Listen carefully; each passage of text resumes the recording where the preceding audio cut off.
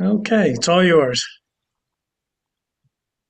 All right, thank you. Can you see Yes. my screen, the presentation? Yep. Awesome. Well, great to meet you guys. Thank you so much for having me today. I'm Christine Baker, the Vision Zero Transportation Safety Program Manager at Arlington County. And I've been with Arlington for about 10 years. I've been working in transportation for about 18 years, and I live and work in Arlington, right near Lubber Run Community Center. And I've got two little kids. Um, So I'm just really excited to be part of the community doing this work. Today we're going to talk about crash trends in Arlington, um, and our Vision Zero Transportation Safety Program, as well as how you can get involved in supporting traffic safety. And I'm also joined by my colleague, Laura Castro, who, once I'm done presenting, will walk us through a fun 12-question quiz to learn about new roadway treatments that might be familiar to you on Arlington roads. And so, Laura, when I hand it over to you, you can do an introduction too. And then we'll wrap up with question and answers.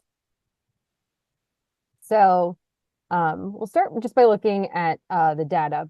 Um, you can see that Arlington experienced one fatal and 38 severe injury crashes in 2024. We're actually still finalizing 2025 crash analysis, but we did, I think, see a small reduction in critical crashes last year, which is promising. But looking at 2024, about 15 of those crashes involved pedestrian, 3 involved bikes, and 10 of them involved speeding. And when we talk about these critical crashes, it either means it was, an injury that resulted in death or something that was kind of life-changing. Um, so these are the types of crashes that we're really focused on reducing as part of the Vision Zero program. Um, Before COVID, you can see on the blue side of the screen, this is kind of total crashes per year. Before COVID, we were averaging about 1,900 to 2,000 crashes per year overall. But since the pandemic, crashes have generally been lower, slightly increasing as traffic volumes increase due to back to office trends for the workforce. But luckily, we are still seeing the trends a little bit lower. Um, Looking at the kind of factors behind these crashes over the past 5 to 6 years. A lot of crashes have involved speeding. It's a really big factor.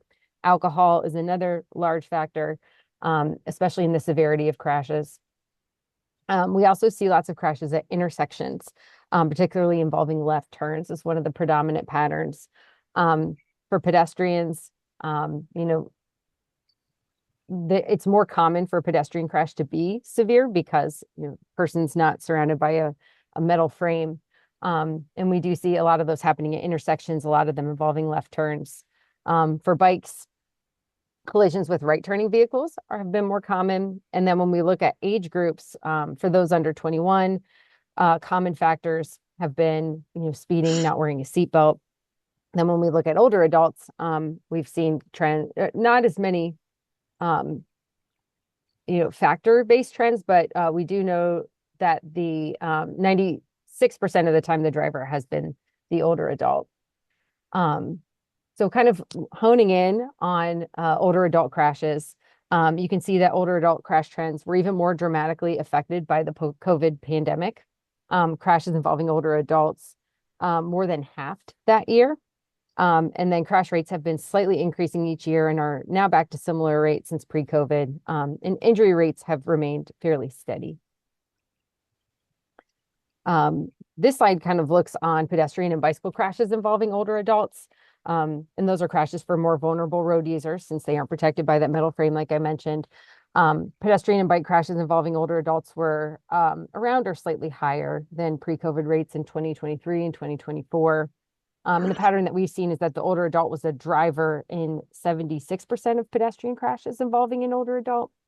In about 21 of cases, the pedestrian and the driver were older adults. And in 3% of the cases, the older adult was the pedestrian. And so trends are kind of similar for bike crashes involving older adults, about 71% involved an older adult driver, 25% involved an older adult cyclist, and about 4% involved both an older adult driver and bicyclist.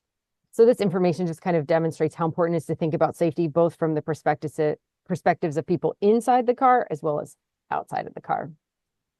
So that kind of covers the crash trends. But what are we doing about it? And that's where Vision Zero comes in. You may have seen signs while you're out walking, or you've seen our logo in a county email. Vision Zero is Arlington's transportation safety program, and we started in 2019 after the Arlington County Board adopted a resolution committing to eliminating all traffic fatalities and severe injuries in Arlington by the year 2030. So that's where the zero comes in. We're targeting zero deaths or major injuries on our streets within the next 5 years. The vision strategy is not unique to Arlington, though. This concept actually originated in Sweden in the 90s, and they did a lot of safety-focused engineering, policy, and planning work. Sweden then saw success in reducing severe crashes through Vision Zero. So other places throughout the world, through other countries, saw that success, and they similarly adopted a Vision Zero policy. So currently there's over 60, actually might be even more, Vision Zero cities in the US, and Arlington's actually considered to be an early adopter because we adopted in 2019. But what is Vision Zero? And these 4 points, I think, really hit it very well. Number one, we use data to prioritize key safety problems that cause injury and bodily harm. And this helps us to make sure that we're addressing our most dangerous locations and behaviors first. And number two, there's no single action or project that'll get us to our goal of zero. We layer on the safe system approach, which you can see depicted at the right. Safe systems means we're working to make safer people through education, safer roads through engineering, safer speeds through both engineering and enforcement, safer vehicles through policies, and providing post-crash care, meaning we're constantly reviewing crash reports and addressing safety concerns. And that leads us to bullet number three. We act quickly. Vision Zero is not about large, multi-million-dollar projects. It's about getting improvements on the ground quickly at low costs to make our streets safer. And number four, Vision Zero incorporates equity into all of the work that we do to ensure no community members or neighborhoods are overburdened by crashes. So all those pieces together kind of make Vision Zero. And when we started to develop Arlington's Vision Zero program in 2019, 2020, the first thing we did was ask members of the community, like, what is your safety goal? What do you want Vision Zero to look like? We tried to establish a unified community or set of community values on which we could lay the foundation for the program. So 6 goals rose to the top based on what we heard during a month-long public engagement process. People wanted the Vision Zero program to be multimodal, ensuring that people were safe no matter how they were choosing to get around, to put safety first on all projects, plans, and policies, to ensure transparency and accountability in the safety program, in our process, to ensure data-driven decision-making, using data to prioritize safety action, to be collaborative, involving partners across the community to help foster this culture of safety here in Arlington.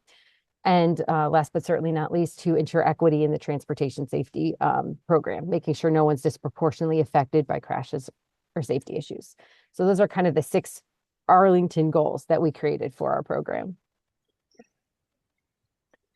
And so at the onset of the Vision Zero program, we also established a multimodal engineering safety toolbox. And we created that through a public process. And we did it to educate the community on the tools we use to address safety issues and the decision-making process on when and how we apply those tools. So we update the toolbox every year or so to ensure we're keeping up with the latest industry standards and best practices. And it's just a great way to explore kind of what we do and get a better understanding of the infrastructure that you see on our streets every day. So this is just like a snippet of what you can see in the toolbox. But Laura, if you can provide like a link in the chat, that would be good so folks can have that link. It's a great resource.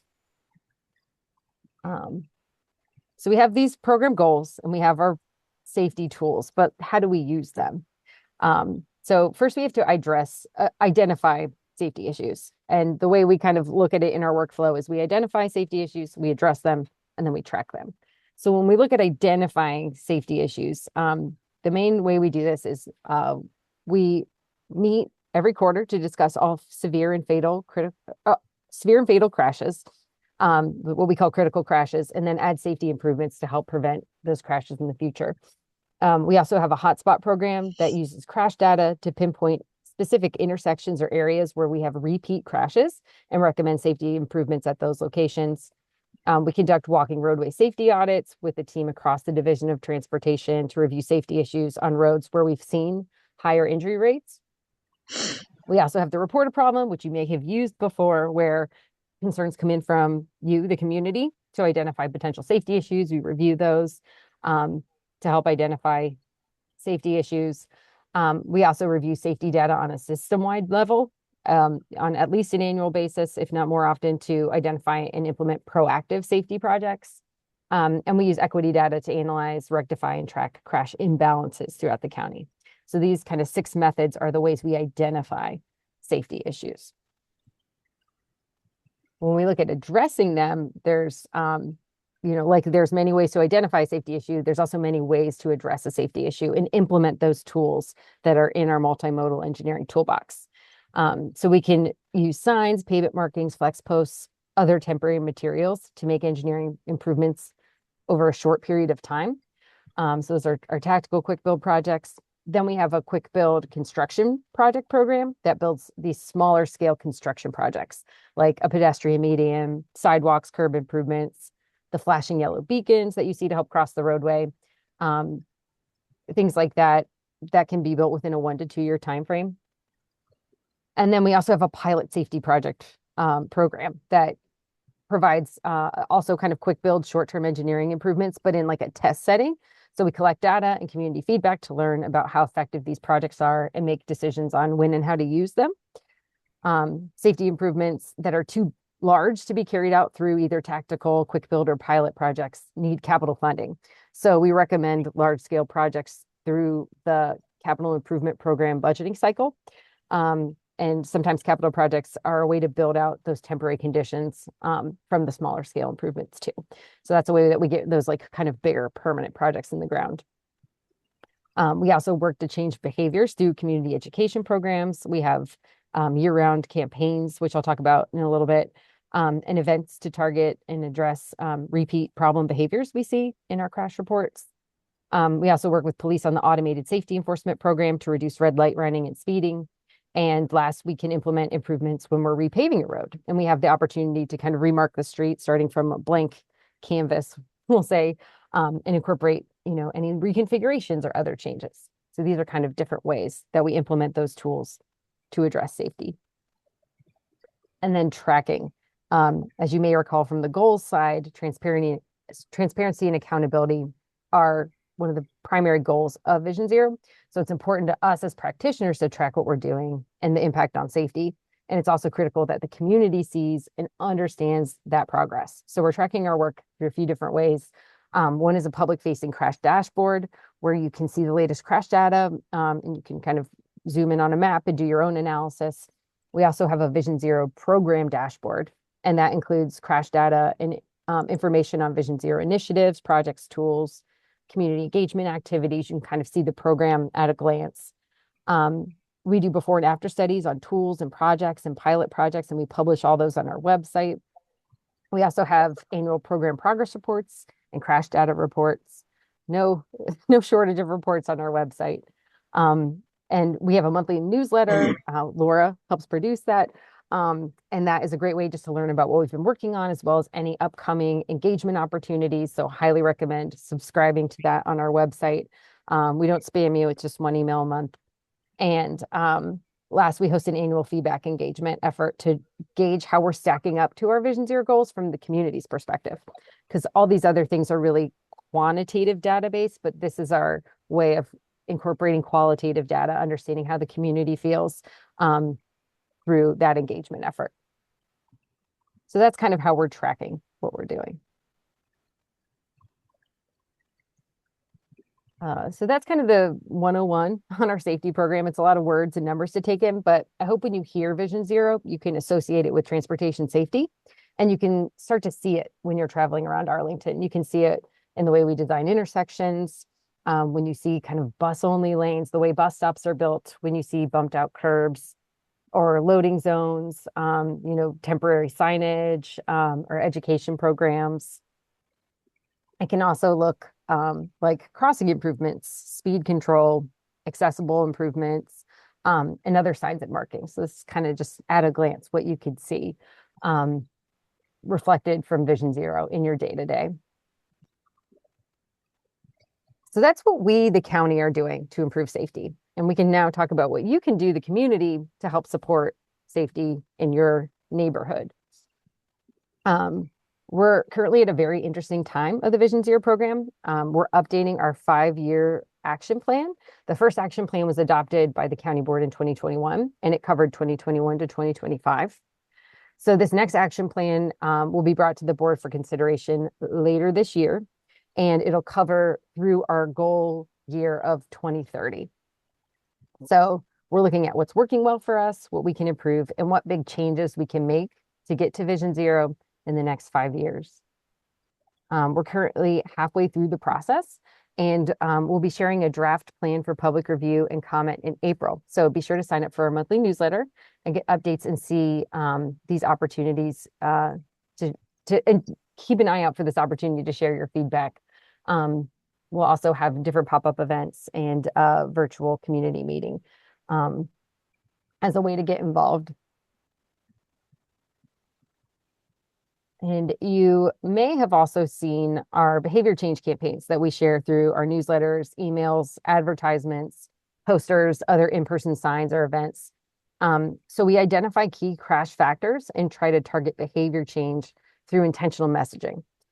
So you can see these are different pop-up events that we've had to help get the word out to different groups.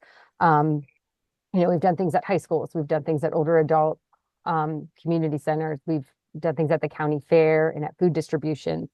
So we're really trying to be intentional about where we get messages out and what we're sharing.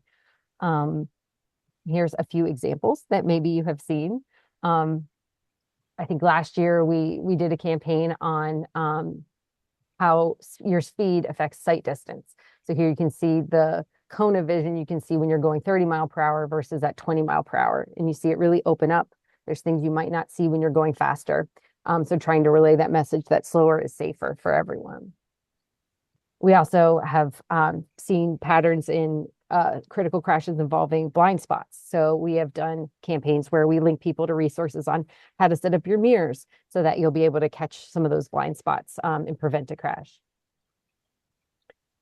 We also, in May last year, did Look Out for Bikes for National Bike Awareness Month.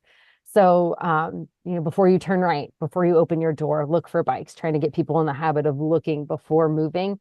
So that way we prevent, for those right turn bike crashes that we've seen in our crash data, or dooring, which can be really dangerous for bikers. We have also seen that pedestrian crashes are twice as likely in the winter, in the dark. So when, especially in those winter months when you're driving, go the speed limit, check for people. When crossing, use a crosswalk. We've done different campaigns where we've brought, visibility, or we've brought, hats with reflective strips out and shared those with community members, or bike lights to help, make everyone aware about seeing and being seen. We've also done campaigns about scooters. I'm sure you've experienced scooters, blocking pathways, riding on sidewalk, more than one person on a scooter, riding without a helmet. So we tried to kind of make it appeal to the younger folks on ways that are, safer to ride when using scooters. And this is our theme this month: what you see while you're texting versus what you don't see coming. And this goes for anybody, no matter how you're getting around. We all want to look out for each other. So that's kind of our messaging, our program overall. And I think I can leave you with today, what you and your neighbors can do to help Arlington achieve Vision Zero. And that's, always slow down, set the example, be predictable, follow the rules of the road. Always, if you see something, say something, share on our request for service portal. Whenever you have a safety concern, engineers will look at that and be able to get back to you. Or even like a sign down, we always would like to know if there's a stop sign down, put it in the request right away.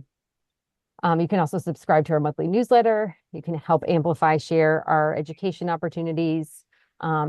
The Neighborhood Complete Streets and Arlington Neighborhoods programs help to provide projects in neighborhoods that kind of complement the Vision Zero safety work. So for bigger projects, you can always apply for those programs in your neighborhood. And we're always looking for, champions. starting with simple conversations to help support a culture of safety. And then last but not least, we do have a quiz on our website that you can take to test your knowledge. And Laura's actually going to run through that with us now. So Laura, if you want to take over and give a quick introduction for yourself and lead us through. Yeah, good morning, everyone. My name is Laura Castro. I'm with Arlington County's Vision Zero team as a transportation planner, and I've been with the county for about 6 years. So we'll go over this driver's ed quiz, and I'm just going to ask for folks to put their answers into the chat in order to make it a little bit more interactive. And don't be afraid to be wrong. I mean, this is like a learning session for everyone. So, yeah. So, welcome back to driver's ed. For a lot of us, the last time we took a driver's ed class was years ago, and since then, our roads have been updated with new tools or rules. So, this quiz will help test and refresh your knowledge about safety treatments that you may have seen here around in Arlington. So, let's go ahead and jump in with question one. Question one is, what should a driver do when they approach one of these signs and the lights are flashing? A, speed up. B, slow down and prepare to stop when the lights turn red. C, stop and wait for people to cross. Or D, watch for crossing vehicular traffic. I see. Just Okay. gonna give people a C moment. seems to be the answer of choice. Yeah. So the correct answer is C. Oh, I'm waiting for Christina. I don't know what's okay, yeah. Yeah, so yes, correct answer is C. Can you click again? So yeah, these kinds of signs are called rectangular rapid flashing beacons. And the lights are activated so when you press the button in order to cross. And these are often installed at marked crosswalks with no traffic signals or stop signs in order to enhance visibility for people that want to cross, especially where there's high pedestrian activity like the one here in Crystal City. All right, so on to the next one. When does a driver need to stop for a pedestrian in a crosswalk? A, always. B, only when the pedestrian is crossing in front of the vehicle. C, only at marked crosswalks. Or D, only when the walk sign is flashing.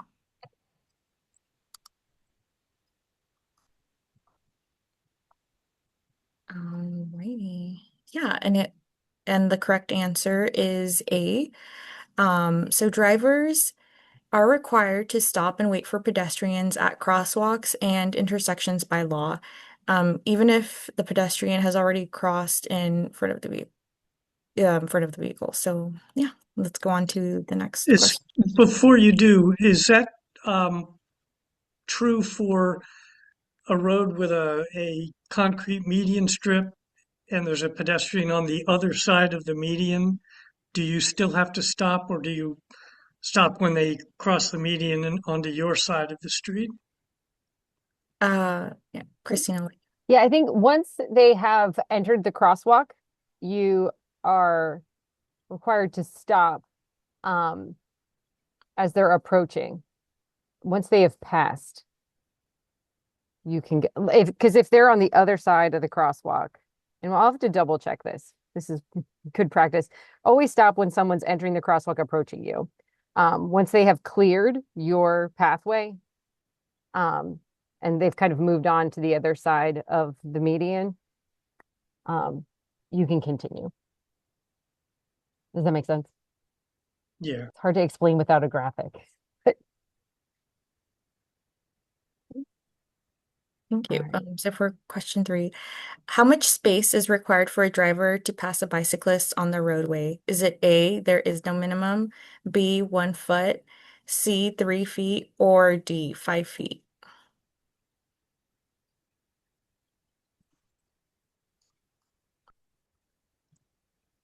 Okay, so the answer is actually C, 3 feet. In Virginia, the law says that 3 feet is the minimum for passing space, and we should allow space we should allow space and encourage conditions for that. And unless specifically noted on signage, bicyclists are legally allowed to ride on all non-interstate roadways in Virginia, and drivers should remain behind bicyclists until they can pass safely. So yeah, can we go on to the next one? Yeah. I like all the support for 5 feet, but if you got the space, it's great. Yeah, I personally, when I drive, I get really scared. So more space, the better. So for question number four, who has the right of way at a roundabout at a roundabout intersection? Is it A, the driver approaching the roundabout, or B, the driver in the roundabout? And the correct answer for this is B. So drivers must yield to traffic that is already in the roundabout. And drivers should enter the roundabouts cautiously, but they don't always need to come to a complete stop. You just need to be aware of other vehicles or bicyclists, pedestrians. And roundabouts are always one way, so they operate in a counterclockwise direction. So for this next question, what is the purpose of a bike box? And the bike box in this picture is that green section right there. So is it A, to provide space for bicyclists to wait during red light phases, allowing for enhanced visibility from vehicles and safer bicycle left turning movements when the light turns green? B, to group cyclists together in one place on the roadway, minimizing their interactions with other roadway users. C, to reduce delay for all road users when the traffic signal changes, or D, all of the above.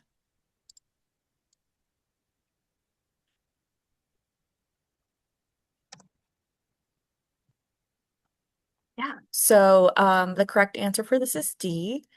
And these bike boxes are designated spaces for cyclists to wait during the red lights. In addition, it just provides cyclists better visibility. And there are also added benefits to pedestrians because vehicles don't necessarily like encroach into the crosswalk as people are, crossing. So yeah, and we'll go on to the next question. When is it legal for a driver to stop or park in a designated bike lane? A, anytime bike lanes double as parking lanes. B, at designated hours, usually overnight. C, when there is no physical vertical barrier such as bollards or concrete. Or D, never. Right, correct. So it is never legal to park or stop in a designated bike lane. And when vehicles obstruct the bike lanes, it forces cyclists to go into the travel lanes. And sometimes those situations, it just can create a chaotic situation. And vehicles shouldn't be double parking in parking spots that aren't parking spaces anyway. So yeah, let's go on to the next question. What is the purpose of the dash green markings seen in the bicycle lanes? Is it A, this designates a portion of the bike lane where vehicles may stop or park? B, this designates a no riding zone for bicyclists. C, this designates a mixing zone where vehicles may cross a bicycle lane to make turning movements such as a turn at an intersection or a driveway. Or D, this designates a portion of the bike lane that may be used by motorcycles. I don't know that. Yeah, and the correct answer is C. Yeah, so it's a mixing zone, which denotes where vehicles may cross the bike lane. So, and the markings are to alert both the drivers and cyclists of potential presence of each other in the space. And vehicles are allowed to cross perpendicularly. So if they're making like a right turn, but yeah, let's go on to the next question. And um, when is it okay for a driver to use a lane marked as a bus only and or marked in red? A, always, bus only markings indicate a suggestion for drivers to defer to buses. B, never, non-transit vehicular traffic is banned from using bus only at all times. Or C, sometimes drivers can stop and idle in bus only lanes, but only if there is a person behind the driver's seat. I'll give folks a moment. Yeah, so the correct answer is B. So bus only lanes are for bus operations, and drivers of private vehicles should not travel, park, or stand in those lanes, as it just like disrupts what their use is for. Um, this next question is, what does a flashing yellow arrow signal mean for a driver turning left at an intersection? A, drivers are allowed to turn left after yielding to all oncoming traffic and to any pedestrians in the crosswalk.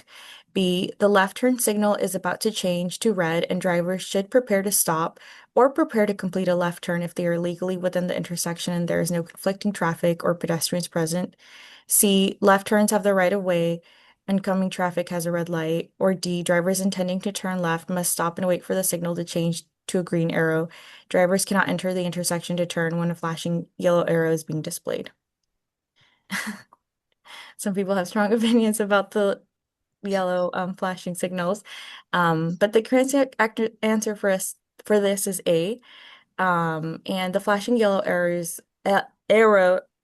Oh, I'm sorry. Were first introduced in Arlington in 2016. And this with the intention of helping improve traffic operations and safety outcomes. So when you see a flashing yellow arrow, it indicates to the drivers to proceed with the left turning movement with caution, and make sure to yield to other users into intersections. Um, all right, so next question is about the school zone speed limit sign. So a 20-mile-per-hour school zone speed limit, like the one signed in this photo, are enforceable A, all day, every day, year round, B, during school hours and days, C, all the time, but only during the school year, or D, never. Arlington County does not have a designated school slow zones.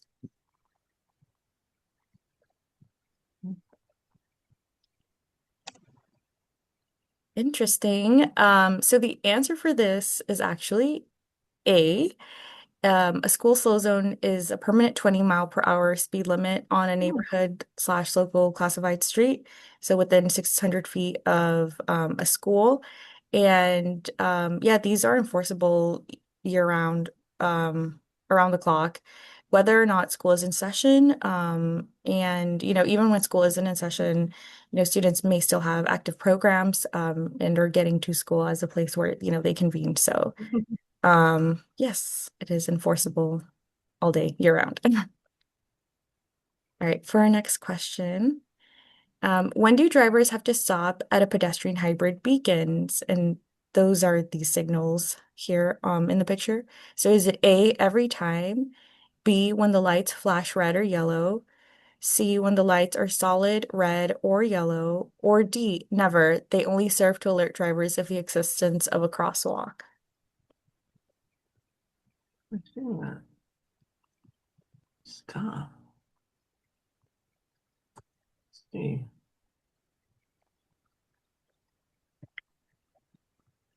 Yeah, so this one is a bit tricky, but the answer is C. So drivers must stop when the pedestrian hybrid beacons are flashing red or solid red. And so they are actuated by the pedestrian. So if it's flashing or solid, that means that someone is trying to get across and the drivers must obey the signal. And when the lights begin to flash red, people are already crossing or may continue. And then drivers may proceed just once it's cleared out. You know what? I think we may have messed up this slide. Yeah. So no one is wrong here. Yeah. In your answer. So yeah, when the lights are flashing red or yellow, that's when it's warning and you're supposed to be slowing down. But when they're flashing yellow, you slow down to stop. And when they start to flash red, that's when you can start to move forward. So um it's these are tricky. We don't have many in Arlington. I think there's 5 or 6 locations. Um, they may be more common in other places. Usually we try to install pedestrian signals because they're a little less confusing. But yes, whenever you see the lights flashing, you're prepared to either start or stop. And when they are solid, that is when you are stopped waiting for the pedestrian. We're going to fix this slide. Thanks, Laura. So question number 12. What do you do as you approach a stop sign as a driver? A, come to a complete stop and observe each street, crossing, and corner of the intersection. be if at an all-way stop, proceed in the order of arrival at the stop sign. If two cars stopped at the same time, the car on the right has a right of way. C, yield to all pedestrians crossing the street. Drivers may not proceed through the intersection while pedestrians are in the process of crossing. Or D, all of the above.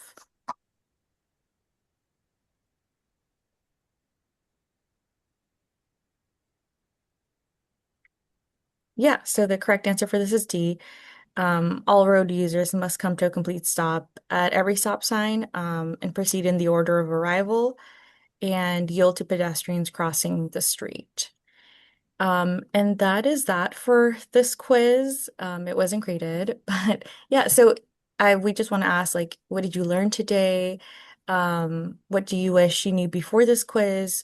What do you wish other people knew now that you've taken the quiz? And is there anything else that you still have questions about that maybe we should add to this quiz in order to be more informative of other tools that you've seen? And you can feel free to drop your questions in the comments or drop your answers in the comments. Or also, we're happy to answer any questions if you want to raise your hand. All right. Well, Pat says she learned about school zone speed limits.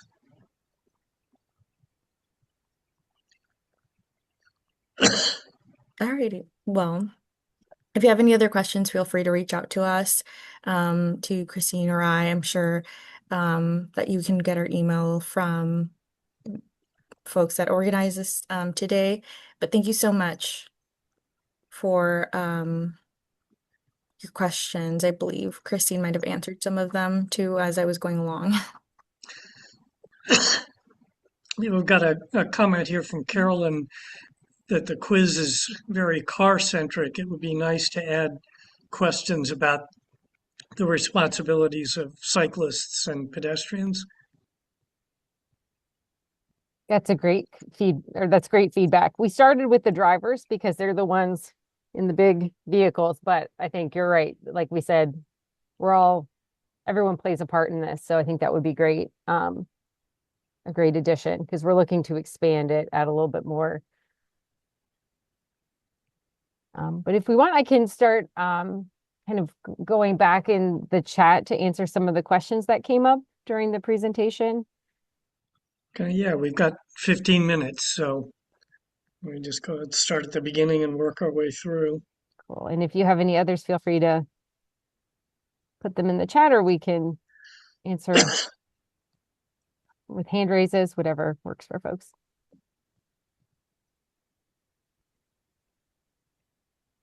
So yeah, it looks like Carolyn asked, like, are there any initiatives to teach road safety to pedestrians and bicyclists?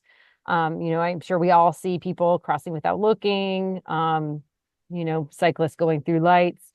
The behavior change campaigns, as I mentioned, are kind of targeted towards different behaviors. So we have some campaigns that, are focused on, distraction, looking before crossing. We always try to have the message come from different angles, like you saw for the pedestrian crashes at night. If you're walking, cross at a crosswalk. If you're driving, look out for people. So we always try to provide that education from both sides. And we also have partners like Bike and Walk Arlington who are out there kind of doing a lot of the groundwork too to share resources, tools with the community on, safe walking, safe biking, safe scooting now that we have scooters. So we're always trying different ways of getting messages across, working with partners. We've also worked with schools as well to educate students on these kind of safe practices from a younger age, so they kind of grow up with that being the norm for them. And we're going to continue to do that in the future as well, because as we update the action plan, we've heard a lot of this from the community. So we are taking that to heart and trying to figure out how we can incorporate some of this behavior change more effectively.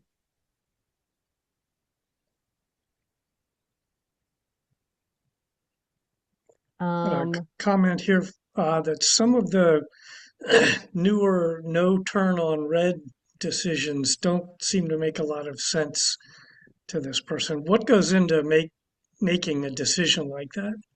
Great question. So no turn on red can be applied for different reasons. One, to prevent a conflict. If you have a vehicle coming from some direction at the intersection, and some of Arlington's intersections are very complex. We have, some 5-point, 6-point intersections. It might be because there could be a conflict. So it means do not turn on red because there could be someone else who is in this line of path that you will conflict with. Another could be whenever we apply the leading pedestrian interval to give people a head start at the intersection, part of that treatment is not just the timing of the light, but the no turn on red, because the point of the leading pedestrian interval is that the person gets the walk light before the cars get the green light, so they get out into the intersection and are more visible. Now, if the cars can turn on red, they will use the gap that the delayed light has created to turn. So we've added the no turn on red to prevent that conflict of the person walking out with the gap, but then the car trying to take advantage of that same gap. So that is why we've probably seen more in the recent years, because we've been doing more things like leading pedestrian intervals, which have subsequently involved more no turn on red. And then a third reason could also be the sight line. If you don't have a good sight line, we don't want people trying to gauge that gap and turn during the red light because they could just not see a car coming. Okay, next question is there any effort to ensure more consistency with lighting and signs? For example, at some crossings, there are flashing lights on either side of the street. Others, there aren't. Some school zones, there are flashing lights when schools are in session. Others, there are not. Are you guys looking at things like that and trying to make them more consistent countywide? Sure. I can start with the crossings. The crossings get different treatments based on the type of crossing it is. Some crossings that are on, major roads, you've got lots of traffic, high volumes. Those could get a pedestrian signal, a traffic light just for pedestrians to cross. Or they could have the pedestrian hybrid signal like we saw in the quiz. And that helps to slow drivers down and stop for the pedestrian. Other crossings on some of the roads with slightly lower volumes, lower speeds, those could get the yellow flashing lights. And usually we do that when there's 2 lanes in each direction, because the reason those lights were invented was because one car would stop for the pedestrian, but then you've probably been in this situation before. Someone's crossing, but the other driver who's coming up in the lane beside you doesn't see the person crossing because you are stopped there. So they are going to keep passing through. They don't know why your car is stopped. But the lights were intended so that if the pedestrian crossing is obscured by a different vehicle, the other vehicle will still know to slow down and stop. So that's why those yellow lights are applied mostly on 2-lane in each direction roadways to prevent that potential blind spot from happening and allow people to cross. They've also been installed on 1-way in each direction roads, often in school zones, or if there's other, sightline concerns or crossing issues that have occurred at that intersection. So it is not always the same, but typically you'll see the yellow flashing lights, 2 lanes in each direction, roads where you see kind of mid-level volumes and speeds. And then other crossings just get the typical signage without flashing lights. That's kind of the standard. And then as we progress up, if there's safety issues, sightline issues, it can get higher levels of treatment to bring awareness to that crossing. And then for school zones, this is what we're trying to communicate to the public. And we kind of tried to do it in the quiz. Any arterial road, so those are our higher speed, higher volume roads, they get the beacons. So it's going to flash during arrival and dismissal time. The school zone speed limit is only applicable during the arrival and dismissal time. And then the beacons go off when it's not applicable. Those are our roads that are also can be enforced by a speed camera. The speed cameras are only applicable when the lights are flashing. On our neighborhood streets, so those lower volume roads, the ones, where you've got houses along the roads, and lower volumes, they are 24-hour all day, every day school zones, because we can't put a beacon on every street. It would be prohibitively expensive. But we can put the static signs that are just 20 mile per hour all day, every day. And we've tried to reiterate that with pavement markings as well. So on those neighborhood streets, you'll see the 20 mile per hour static sign all day, every day. So that's kind of the difference. The bigger arterial streets get the beacons. The kind of neighborhood streets are where you'll just see the 20-mile all day, every day speed limit, slow zone. Okay, next question is, what does it take to get a stop sign at a dangerous intersection? So a stop sign request could go in through a report a problem. I always tell people not to ask for the solution, to state the problem instead, because sometimes what someone thinks is going to be the perfect solution might not be what an engineer would recommend. So if you have, I would start by reporting your problem into the portal and describe what makes it dangerous. That's the most important thing that we need to know. And then we will do an analysis of the intersection, looking at things like sight lines. Does it have the volumes that would warrant an always stop? What does the crash history look like? We'll do a comprehensive review of that location and then determine maybe it would warrant a stop sign. Maybe it will warrant some other treatment. So I think it all starts with the report a problem, and then it will lead into further analysis to determine what the appropriate treatment is. And it could be a stop sign or it could be something else. Does the person who reported the problem get feedback on what the decision is? Yes, yeah. And that's why we tell people to go through report a problem, because it gets a tracking number. And that way it doesn't get lost into, somebody's inbox. It's something, it's tracked through our system to help make sure that it gets reviewed by an engineer and then addressed, and the person gets that feedback. Okay, next question is, what's the overall cost benefit analysis that you've performed on Vision Zero? They're saying it looks like an awful lot of money is being spent, but we're not seeing dramatic results. Yeah, and what I explained is that this program is not spending millions of dollars per year, because that's kind of the bigger capital projects. We get about $1.2 million per CIP cycle, which covers 2 years, and that is to implement all the really small scale kind of stuff that you see. And yes, we are hoping to save 4 to 5 lives a year, but we are also trying to prevent all severe injuries as well. So we are doing a lot with a little amount of money comparative to all the other projects that are happening, and trying to get small scale improvements out on the ground to help prevent injuries, to help make people's experiences safer and reduce crashes overall. So it's attempting to be a very cost-effective program. We haven't done specific analyses, but that's something we're looking at as we update the action plan to kind of map out, this is what we've built, and this is kind of what we've seen in terms of crash patterns. So we'll have more to share on that in the future. It's a good question. Okay, I see that Steve has had his hand up for a while. So, Steve, do you want to go ahead and ask your question? Yeah, I just wanted to follow up on the question about decisions about no turn on red. There is one intersection that just baffles me about why it was applied, and that is eastbound Clarendon Boulevard at Barton Street. Barton, and Clarendon Boulevard is one way. So the only no turn on right is from vehicles coming from the left. And the visibility is great.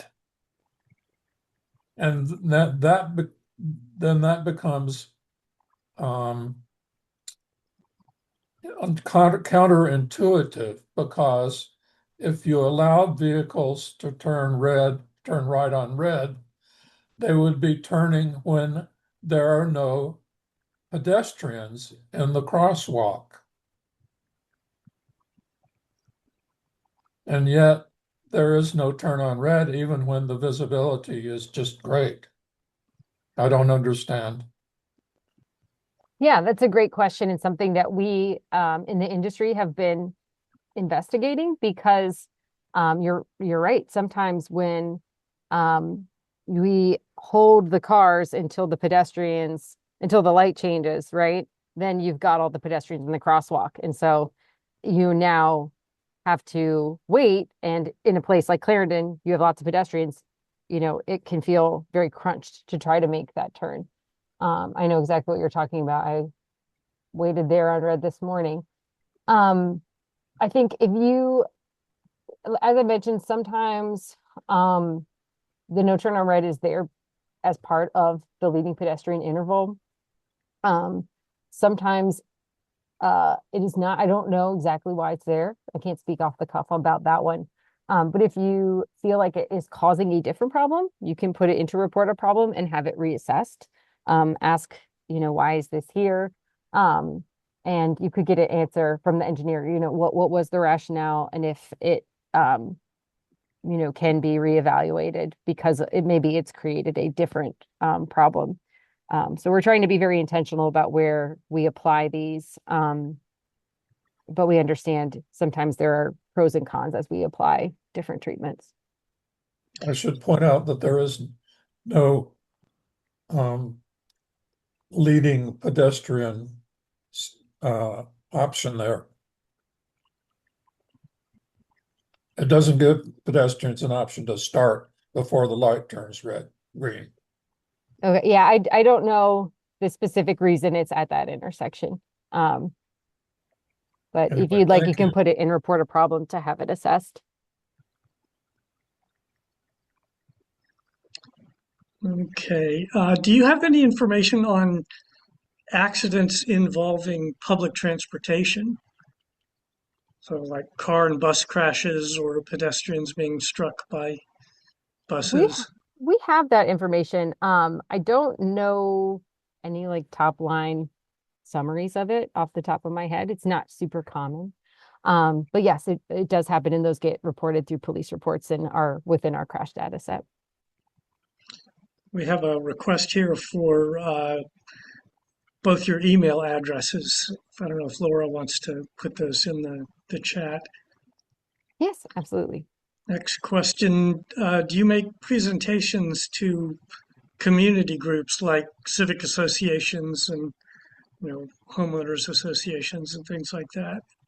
Yes, we do presentations by request. We usually require about 6 months lead time. And or not 6 months, sorry, 6 weeks.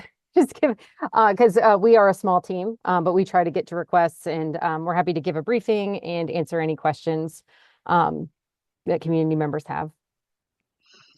A question here from somebody, or a comment that she volunteers with Arlington's walking school bus program, which Awesome. teaches children about safely getting to and from school. She said it's fun and educational. I've heard of that program. It's so exciting to hear people who are involved. I think it's a great way to get kids to school and get everyone involved. Comment here, there are a lot of streets in neighborhoods that don't have sidewalks. Are there plans for adding sidewalks to these neighborhoods? How do we find out if our neighborhood is one of them? That is a great question. So sidewalk projects can be very complex because we need to give the fire code requires a certain width of roadway.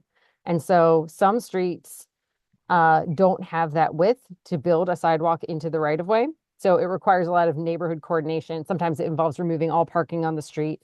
And that is usually done through the Neighborhood Complete Streets program or the Arlington Neighborhood Program projects because they are very high cost projects. And they need to be coordinated with the neighborhood. So those are the two programs that really help with those sidewalk improvements. And then in terms of, other, county projects going through the capital improvement program, I think all of our arterials have at least one sidewalk on at least one side of the street. So those types of projects often don't go through the capital improvement program because that is are more neighborhood focused. That makes sense. So you can find more information about those two programs. And then you can always submit any questions about that process to the county to learn more. I've got a comment here that AARP offers a $25 online course for senior drivers. They said it's a very good comprehensive course and you might get a discount on your car insurance. So something to look into.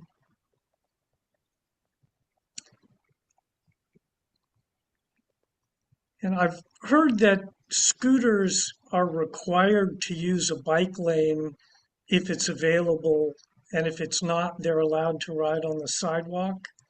Is that the case, or is that not true? Yeah, if a protected bike lane is present, the scooter is required to ride in the protected bike lane. And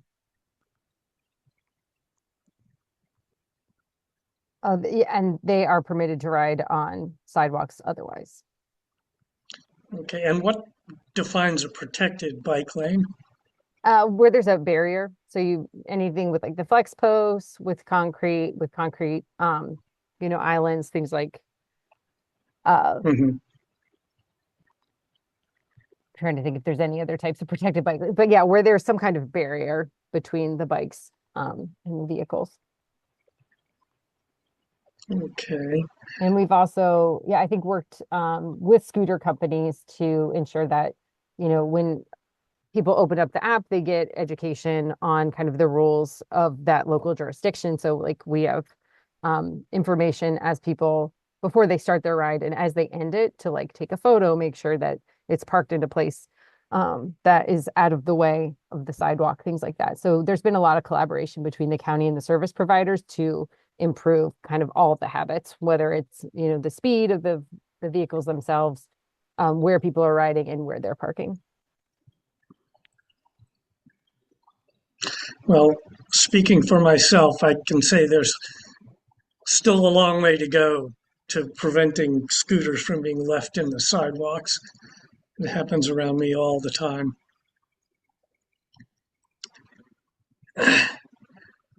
I think you've answered the questions we've got. If I've missed anything, somebody please speak up.